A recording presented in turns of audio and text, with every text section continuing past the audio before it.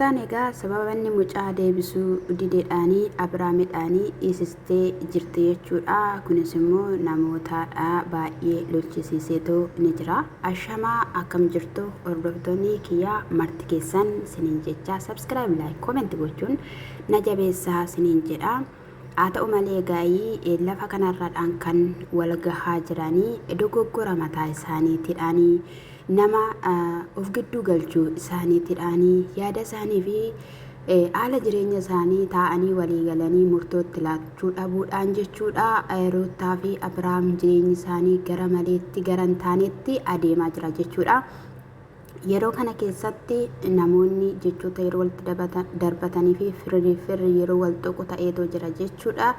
Isa kanaaf egaa dhugaa dubbachuudhaa fi baay'ee tokkodhaan nama gaddisiisa. Erga gaa'ilaa hin barbaadu Ruuttaanis jettee Abrahaamis faana jiraachuu hin barbaadu erga jedhee wanti hundumtiyyuu seeratti godhatee iddootti deebi'ee jireenya mataa isaanii nagaaf jaalalaadhaan waliin jiraachuun mucaa isaaniis guddifachuun hin danda'ama ture jechuudha. Abrahaamis immoo jechuudha dogoggorri inni qabu tokko jiraateera ta'e mucaa isaa jechuudha in argata boruunis in argata ishiniyyuu jaalalaa abbaa akka inni dhabee guddatu hin barbaadu. Maaliif jennaan boruudhaan gaaffii wanta dhiyeessuuf erga Ruuttaanii fedhuu hin barbaadu jedhee baheera ta'e jechuudha. Waan hundumayyuu callisee tasgabbaa'ee seeratti godhee mucaasaa ilaaluu hin danda'a ture. Mucaa ji'a jaha harma hodhuu fuudhee bahee jechuudha.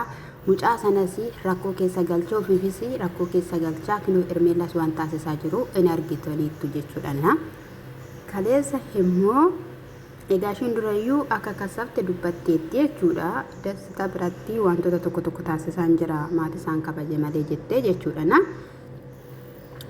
Kaleessa immoo Daanii fi Meeriin tolaanii mucaa deebisuu didee yoo tolaanii mucaa deebiseera ta'e hin gaafannadhanii Daaniin achitti dudubbachuu yeroo inni jalqabu ture jechuudha. Isaan garuu poolisii qopheeffatanii turanii eenyu isaan maal isaan jechuun kasabtee Ruuttaan mucaan koo naaf hin deebine ana jalaa mucaan koo erga bahee guyyoota lakkoofsiseera erga jettee Ruuttaan itti sittee kenoo jettee dubbattee dhiisisuu kan qabu mirgi guddaan Ruuttaa harka jira itti dubbachuuf itti haasofis jechuudha. Karaa ormaa karaa diinota isaatii karaa inni namoota hin barbaanne akka barbaaddetti itti haasoftee dubartii Meerii jedhamtu sana hin beektu jechuudha. Ani dhugaa dubbachuu fi yeroo tokko jechuudha baay'ee tokko na aarsitan gana kan hin jedhamne jechuudha. Gudeelcha ishii gangalchite jechuudha toorraa muranii jechuudha sareetti achi darbatanii sareetti jechuudha dubbiin beektu haasaan beektu boqonnaa namaa kennitu akka naasee yaada laatu hin gootu. Amma xurii qansa isheetiitti jechuudha Abrahaamidhaan hin dabaltu jechuudha isa dhugaan siniin jedhe jechuudha. Addee immoo kan mana kana waliin dhahe isaanii jechuudha. Jireenyi Ruuttaa kunii fi jireenyi Abrahaam kunii addunyaarraa waan adda ta'e wayii gaa'illi isaanii waan adda ta'e wayii bakka akkasitti jechuudha kan yaada maaliif akka ta'an hin beeku. Ittiin nagaduuf ittiin bu'aa buusuuf malee wanta biraa miti jechuudha. Ijoolleen kun jaalalaan illee burullee jechuudha akka waan hin ilaalleef qimii walitti qabatanii jechuudha xiqii walitti qabatanii ishiin okko nama akkas na gootedha inni okko nama akkas na godhedha isa moo akka jettutti Ruuttaanis jechuudha haadha namoota biratti fuulduratti fudhatama godhatte malee boruu dhiirri biraallee jechuudha dhugaan siniin jedhe akka narratti goote okko xiinxalee fageessee akka yaadu taasise jechuudha waan baay'ee isaanii kan dhabanidha isaan jireenya isaanii boruuf jechuudha daangaa kan walitti ta'anidha jechuudha. Asiini Abrahaam jabaadhu akkamitti dubartiin akkas gooti. Asiini Ruuttaa jabaadhu dhiirri akkamitti akkas godha. Kan jedhan duwwaa nuti gaa'ela isaanii jeequuf miti. Nuti gaa'ela isaanii diiguuf miti. Gaa'ela lamaan gidduu dhabaanu hin jettan. Maali isin namni sadaffaan hin jettan. Nuti gaa'ela diiguudhaaf hin dhufne sirreessuudhaaf dhufne tooratti galchuudhaaf dhufne. Araba keesh dhugaattaa maal sirreessitee beekta? Meerii mee kana sirreessiteedhaami. Ishimti kan konkolaataa qabatee jechuudha darbaseetti bakka inni deemee jechuudha gottotee kan fide yeroo darbee Abrahaam jechuudha. Gaafa Ruuttaan akkasitti hin danfite jalqaba isaa jechuudha. Hin balleessan malee wanti tolchan tokko illee hin jiru. Egaa yeroo isaan dhufanitti hin quufte baay'ee maalidha mucaa fiddee dhufta seenee meerre mucaanii akkana baas ምናምን እኔን አትሄኝ ዳሳቲን ቀቡ የሩን ሲካና አሰው ፖሊሲ ምናምን ጀተኒ አሳዋ ቱርተ ምናምን ጀናኔ አይ ዋነ ከሲሚቴናኒ ዋንተ ሙጫኮቲ ያደ ሙጫኮቲ ማለት ሲንጋልቺ አናኒዳ እና አቲሙ ሀራ ከሚት አኒ ነመጋሪ ተኡ ደንዴሴ akkamitti akkatti naasaa dandeesseedhaan jechuudha meeriidhaan isaa akkas jechuun poolisiin dhufee jechuudha. Poolisiin yeroo dhufu sana ani dhugaatti fakkaanne ture noormaaluma nama wanni ta'e natti fakkaate ture jechuudha. Na egaa dhaabbatee ni godhanii uffata qayyarsiisanii fidanii waraqaa eenyummaa isaatii akkasumallee waraqata wayis itti agarsiisee seerri si barbaada achi deemuu dandeessannaa lakkan hin deemu ishiin haa dhuftu ittiin deebisaa isaa mucaan itti agarsiisuu didanii waan baay'ee gochaa jiranii. Dubbi faffageessa isaadha kan jiranii ani ishiin gargar baaneerra waraqaa keenya tarsaafneerra jennaan seeraan gaa'ela diigdee jennaan eeyyee jedhee jechuudha Abiraamii achirrattis amma fakkeenyaaf waraqataa ruuttaan fudhatteetti mitiiree mana murtii keessaa jechuudha gaa'ela nan jissa kan jedhu jechuudha gaa'ela sana irratti immoo farramee immoo kan kenne Abiraamiidha yoo ruuttaan jechuudha mana murtii hin galchine amma yoo rakkoodha jechuudha itti waliif hin galle ani inni na rakkisnaane akkas godhe malee immoo akka inni irratti naaf farramuuf osoo akka inni deebi'uuf tureetti immoo amma dubbiin biraa ganaa ka'a jechuudha ganaadha dubbiin gaansinii jedhe akka salphaatti hin ilaalina namni kana mana hin geenyen jechuudha kan inni lubbuu isaayyuu wal balleessu jechuudha jarittiin kun mee fagaatteetti isinitti fakkaate malee dhugaansinii jedhe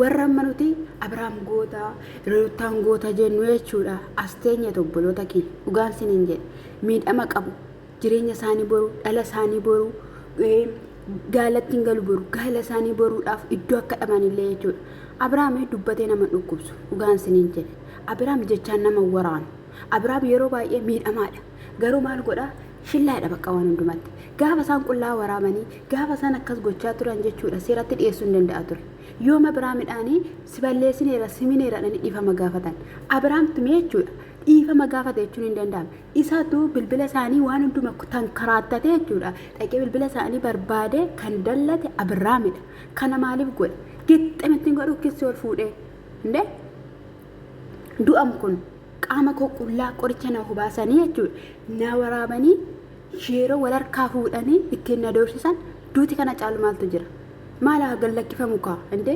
sijammaro ko qullaa kodna ladhe kanadha wanti inni shillaadhe yookiin immoo calleedhe ni dhiisu jechuudha har'a kinoo isarratti wanti xiqqoo shigafa mul'ate jechuudha baanii poolis xaabiyaatti dibeessifatanii jechuudha akkasitti hormaanaadha manaan yoo son taane hormaan qabame manadhaatti darbatameetoo jira jechuudha ana immoo kan na aarsu ofiisaatti sadhamu son taane isa erbeellaan keessa galte jechuudha bakka maa fuudhaatti dhaqe mucaa maaf fuudheetti dhaqe mucumanni jedhu kuni maaluma dhamee qome isa bichaan baatu maaltu baye eeyyee jaalala habbaa jaalala itti agarsiisee wajjin jaaju maaltu haadharaan aqqalu sagalaas maaltu mana sana keessa sagalees mana sana keessatti hin dhaqiini mucaa kana sin dogoggorsiista ruutaan jechuudha ruutaa sin dogoggorsiista ofii keetiifis sin dogoggortaa rakkina keessa buutu goodaatteedhaan seeratti godheedhaan namni akkaraa seeraatiin mucaa kee argachuu hin dandeessaadhaan kana caala maftaallee mucaa golaa argachuudhaaf seeran qaba yoo jedhee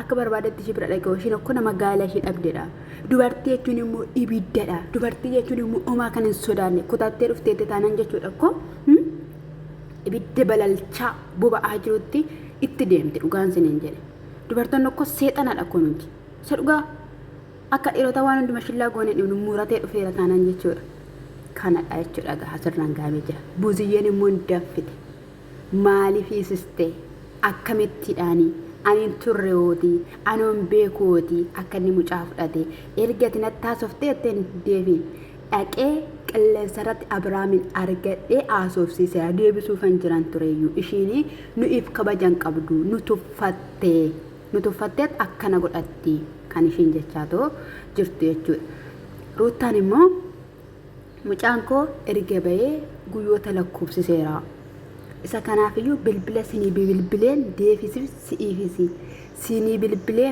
maali naan hin jenne ani hin turre ani bakki hojiin ture jennaan deef akkamittiidhaan akkas jechuu dandeessaa ani maalittan beekaa ergan si faana haasa'ee immoo maaliif akkas goote jedheeni isa faanayyuu waliin argine malee sitti dubbadhee ture. Ermeelaa nama argachuun barbaannee fi hin feene argadhe ishii faana haasayeera. Ishii faana waan baay'ee waliin jenneerra. Buziyyeeyyuu argeetti ka'ee ture. Ergasii immoo siifan deebisee jettee siif deebisuuf turre yoo nu eeggatte hidhamuun isaa furmaataayi yeroo lammataadhaa fi inni akkana gootu kun maaliidha jechuudha. Dhuguma mee addaamu dhugaan sin jedhe haddame wantichi jechuudha. Mee gaa'iluma eenyuu keessatti jireenyuma eenyuu keessatti jechuudha. Hundumti lafumaa ka'ee kaameeraa isaa qabatee jechuudha baallee baasime gaa'ila eenyuu keessatti. Ilaalaa gaa'ila eenyu maqaan ishii Ubiyyee. Ilaalaa gaa'ila Tinsuu waan keessa jiru wanta ta'amaa jiru jechuudha. Akka kan isaanii kana ta'eera. Akka kan isaanii kanatti hundumtu yoo deesseera. Kan jaritti kanaa maalidha? Hojjeta wayiitu irra jira malee. Hundi isaanii walitti qabaman akkuma san jedhanii xabala wayii seenuu qabu. Xammaqamuu qabu dhugaan siniin jedhe affanamanii. Yoo akkas ta'e malee jechuudha rakkoodha. Waan isaan yaabbatee jiru wayiitu jira dhugaa. Amma Abiraam jechuudha gaafa mana hidhaa keessaa bayama calluma jedheen isa fakkaate hin dhiisu jechuudha. Ganaa immoo makaraa biraa. Ganaa rakkoo biraa. Rutaan immoo keettutti atakkatti natti iyyuu hin qabdu, natti wacuu hin qabdu. Iddoo sin argadhetti sinan dhabe. Ergasiis naaf hin bilbille. Ani fati ganaa wal argachuudha. Maaliif hidhamee jettee yaaddoo ta'e mucaa koo naaf haa kennu, mucaa koo naaf haa deebisu. Abiraamidhaan boruu nanii kattee jechuudha. Na siif deebi'a mucaan kee inni takka hiisisteetti jetteen jechuudha. Hin ta'amu hidhuuni maalidha haati jennaan anis haadhaadha jetteen atis haadhaadha maalummaa haadhaa nan beekaa. Kanaafiyyuu guyyaa lama guyyaa tokko noobsuu dadhabdee iddoo nutti himte tokko guyyaa lamadha. Kan ishiin jettee lafa hin taanedha iddoo hin taanedha. Kan mucaan koo jiru Ermeelaa maali? Eenyudha ishiin? Kan ishiin jetteeni itti dubbachaa turte jechuudha gaa'e. Bicha baay'ee tokko haartee baay'ee tokko bakka simmeetaawii taate jechuudha. Buziyyeen akkatti ishiin haasofte akkatti ishiin dubbatte baay'ee dhugaa dubbachuudha. Lafa guddaa qabuuf iddoo guddaa qabuuf jechuudha. Abiraamidhaa fi nuti baay'ee siif hubanneerra. Mucaanis immoo akka safaana jiraatu guyyaa gaafa tokkitti haasofnes dubbannes hin beeknu. Kuyyaa kee jalaa akka bahu hin feenu. Si wajjiniidhaan guddachuu qaba jennaan. Mucaan koo naaf haa deebi'u malee akka inni mucaa koo bira hin geenye gochuu danda'a jettee Ruutaan gochuu bafachuma hin dandeessu. Anii fi jette sin waliigallee mucaa ilaaluu qaba jedhee dubbadhee dhiisneet achirratti. Erga dubbattanii mucaa waliif galtanii mucaa argachuu qabeettanii gaafa Abiraam mucaa fudhatee bahu xoofoo qopheessitan qabdu turtan. Isa dhugaa nagaammite ture gaaficha jechuudha. Obboleessa keenya jechuu qabnaa maal ta'uu qabna jettee inni isin risiitii waan argitan tokko isaa turtan suni wanta biraa ture. Inni isin nyaata nyaadhu jechaanii turtanii kaayyoo biraa ture malee mucaa nagaadhaan ilaalee gammachuun ilaalee akka dhufuufi gaaf sanaa meerii fi daanii qopheessitee haala sanaan qophoofte inni hedduu turte Ruutaa isa dhugaa dubbachuuf taanaan jechuudha. Wanta qopheessitan wayiitu jira ture jechuudha. Sanarraan kan ka'e na cannaxxan na dhibbistan jedhee mucaa booda fudhatee bahee jechuudha. Dogoggorri isaa isa kanadha malee sin xoofoo biraa irratti qopheessitanii turtanii sanas haa ta'u kana ammallee taanaanii mee tasgabbaa'e Ruutaa. Tasgabbaa'e ati waan baay'ee dhifti. Ati waan baay'ee bira darbiti. Eeyyee miidhamteetta. Eeyyee miidhamteetta hangana kan hin jedhamne. Garuu dhala keetiif jedhiti tukaree kana dhiisi. Dhala keetiif jedhiti inaaffaa kana dhiisi. Hojii kana irratti hojjechuu dhiisi. Abiraam harkaa baheera. Walitti iyyuu deebitanii boru jireenyi kun jireenyi har'a isin keessa jirtan kun akka isin hin mudaanne wabii tokkitti iyyuu hin qabdan. Kanaaf nagaatti wal dhiisaa. Kanaaf sababa fuulduratti illee fudhatama qabaadhaa. Namni boruuf illee akka isin hin sodaanne taasisaa. Ruutaati dhiisi bakka. Ati dhiisi isa dhugaan sin jedha. Sin kadhadhaani karaa mataa kiyyaa dhiisi. Ati dubartiidha. Danda'e bakka bira darbe. Ifata kana addunyaan bakka si inni nagadiin. Deebi'i jireenya keetti. Deebi'i gara dhala keetiitti. Oh, yeroo